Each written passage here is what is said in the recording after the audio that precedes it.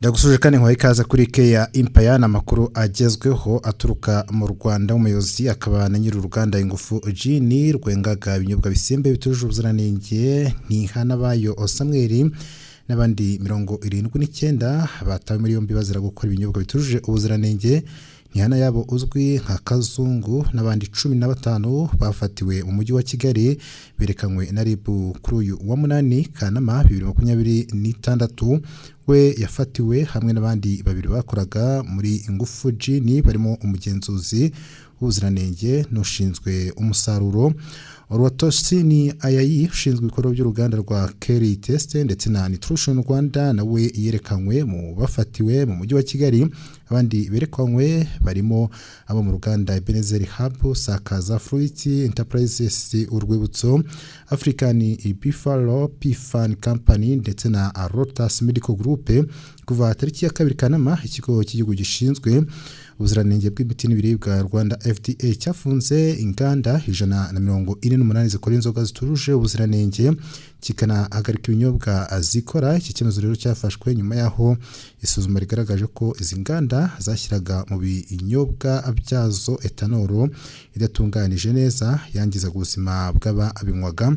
Leta y'u Rwanda ikabigaragaza ko kuva muri Mutarama 2026 abantu 50 bishwe n'inzoga zitujuje ubuziranenge 100 barahuma mu gihugu, hakaba habarurwa abantu 11,000 babaye imbata azizi inzoga. Umuvugizi wa RIB Dr. Manangira Bitsire akaba asobanura ko abari gukorwa iperereza barimo abakozi bashinzwe ubugenzuzi no gutanga ibyangombwa mu nzego za leta, ba nyiri inganda, abakoraga mu nganda azafunzwe, abayobozi b'inzego z'ibanze n'abakoraga nk'inyeshyamba.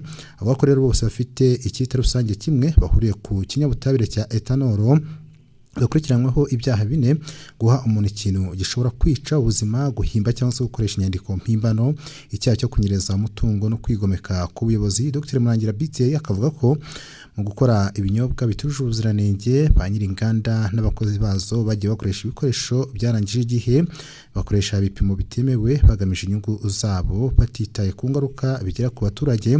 Avuga ko ubu ngubu hamaze gufatwa abantu bagera kuri 80 mu gihugu hose, 16 bakaba bagaragaje rero bafatiwe mu mujyi wa Kigali. Pereza kandi n'ubundi rikaba rigikomeje. Mu by'ukuri nta kintu na kimwe cyaguranwa ubuzima bw'abantu kuko ibi byose biri gukorwa ari neza ya rubanda. RIB rikaba isobanura ko mu bugenzuzi bwakozwe ku bufatanye n'inzego bireba byagaragaye ko hari inganda zakoraga zitanditse, izindi zigakora ibitarahawe ibyangombwa by'ubuziranenge, zidafite isuku, kudakorera ahabugenewe ndetse no kubangamira ubugenzuzi.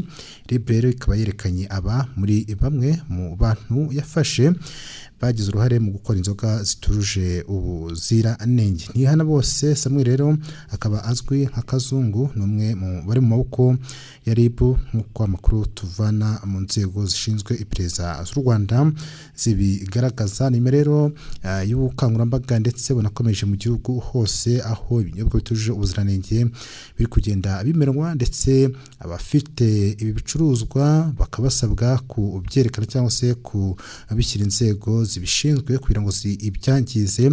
Imyitwarire rero y'abakoresha by'umwihariko cyangwa se abakoraga izi inzoga kikaba ari kimwe mu cyagarutsweho. RIB rero ivuga ko abantu 80 ndetse n'uyu muyobozi w'Ingufu Gin bakoraga inzoga zizwi nk'ibyuma.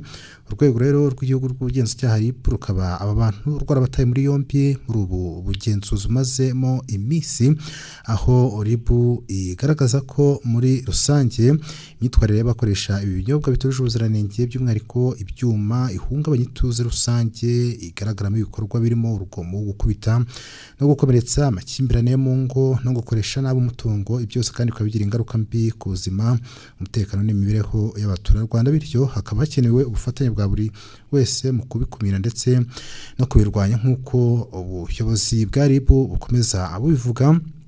Nyuma rero icyemezo cyo gufunga zimwe mu nganda zakoraga ibi binyobwa bisembuye bitujuje ubuziranenge RIB ufatanya na polisi ikavuga ko itazigera na rimwe yihanganira uwo ari we wese ukora cyangwa se ukwirakwiza ibinyobwa bishobora gushyira ubuzima bw'abanyarwanda mu kaga. Benshi bati n'uburozi bwari bwaranyogwe n'abatari bakeya cyane cyane, ariko kandi bamwe bakavuga bati abayobozi ba Rwanda FDA nabo bafungwa bahanirwa gutanga ibyangombwa ku burozi buhejeje abanyarwanda mu bitaro, ndetse yaba Rwanda FDA ndetse na RSP abagenzuzi bavuga bati ntago byari bikwiye ko aba nabo basigara, kubera yuko bamwe mu bagaragaje ubufatanyacyaha mu gushyigikira ndetse no guhishira by'umwihariko aba bakoraga ibinyobwa bitujuje ubuziranenge byangije benshi mu banyarwanda. Amakuru rero ava mu nzego zitandukanye by'umwihariko mu nzego z'ubuzima aragaragaza ko abantu 50 bahitanywe n'izi inzoga, mu gihe rero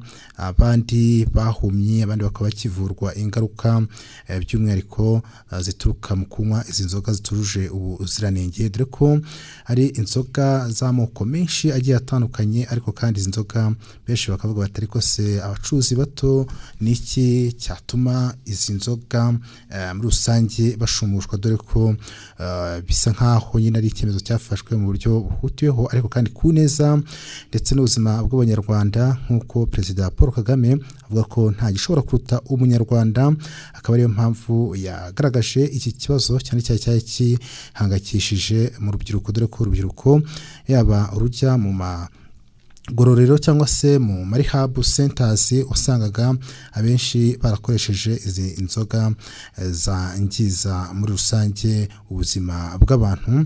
Bamwe bati muradukoreye, ntabwo mu minsi iri imbere twari kuzabona urubyiruko rushobora kuba rwagira uruhare mu kubaka iki gihugu, nyamara ibintu byaracikaga abarebera. Reka rero mbanze nsoreze kuri iyi nkuru cyane cyane aho hari umwe mu baturage wise undi interahamwe mu mujyi wa Kigali. Rero bikaba byaje kuranya n'ubundi uyu muturage nawe ahamijwe icyaha cyo gutukanira mu ruhame, ariko kandi anakatirwa n'imyaka igera kuri 2, ariko aza gusubikirwa umwe, nk'uko amakuru agera kuri Keya Empire abigaragaza. Ni umuturage w'umurenge wa Mageragere watukiye mugenzi we mu ruhame ibitutsi nyandagazi birimo no kumwita umwana w'interahamwe. Urukiko rero rw'ibanze rwa Nyarugenge rukaba rwamukatiye igifungo cy'imyaka 2, harimo umwe usubitswe. Uru rubanza rero rukaba rwaraburanishijwe mu mizi muri Kamena, rukaba rwarasomwe ku wa 31 Nyakanga uyu mwaka, nk'uko amakuru by'umwihariko agera kuri Keya Empire byerekana. Ibi byaha rero uyu muturage yarakurikiranyweho byabereye mu murenge wa Mageragere, akagari ka Kankuba, umudugudu wa Nyarumaga, mu karere ka Nyarugenge. Tariki ya 17 Mata uyu mwaka, Hasingizwimana Gratien uzwi nka Sefu yatanze ikirego arega umuturanyi we ko yamubwiye amagambo arimo ibikangisho ko azamuca umutwe afatanyije n'umugabo we, hanyuma akawumanika nk'uko baciye uwa Kadafi. Akaba yarasobanuye kandi ko umuturanyi we amutuka amubwira amagambo mabi, aho amwita amayibobo, akamwita umusangwisi ndetse no kumwita umwana w'interahamwe. Akavuga ko amuvangura kubera idini rye asengeramo, aho amwita ikihebe cya Boko Haram na Al-Shabaab kubera ko ari umuyisilamu. Hasingizwimana kandi akaba yaranavuze ko uregwa amutuka bitutsi nyandagazi kuri nyina, amubwira ko azamurisha imyanya y'ibanga y'umubyeyi we, uyu muturanyi we, kandi ngo ayobora amazi ava ku nzu ye akayayobora iwe, akamusenyera urupangu ndetse ubuyobozi bukabimubuza, ariko akabikora ubugira kabiri. Ikindi ngo rero cyamubabaje ni ukuba ngo mu gitondo abyuka agasanga yajugunye amazirantoki mu rugo rwe. Mu Kagame rero yaburanye hakana ibi byaha, akavuga ko Hasingizwimana mubeshyera ko aho batuye amaze igihe kinini kandi nta wundi muturage bigeze bagirana ikibazo. Gusa raporo yakozwe n'inzego z'ibanze ndetse n'abatangabuhamya bose bahamije ko Mukagahima yatutse Hasingizwimana ndetse anamubwira amagambo mabi. Bahamije ko atari ubwa mbere uyu muturage aregwa ibyaha nk'ibi. Urukiko rw'ibanze rwa Nyarugenge rero rwemeje ko ikirego cyatanzwe n'ubushake gifite ishingiro, rwemeje ko Mukagahima Donata ahamwa n'icyaha cyo gukoresha ibikangisho n'icyaha cyo gutukana mu ruhame. Urukiko rukaba rwahanishije Mukagahima Donata igihano cy'igifungo cy'imyaka 2 agasubikirwa umwaka umwe mu gihe cy'umwaka umwe, undi mwaka umwe akawurangiriza mu igororero no gutanga hazabe ingana n'amafaranga y'u Rwanda 500,000. Urukiko kandi rukaba rwategetse ko Mukagahima Donata Singizwimana Gratien indeshyi zose hamwe zingana na $1,210,000 by'amafaranga y'u Rwanda.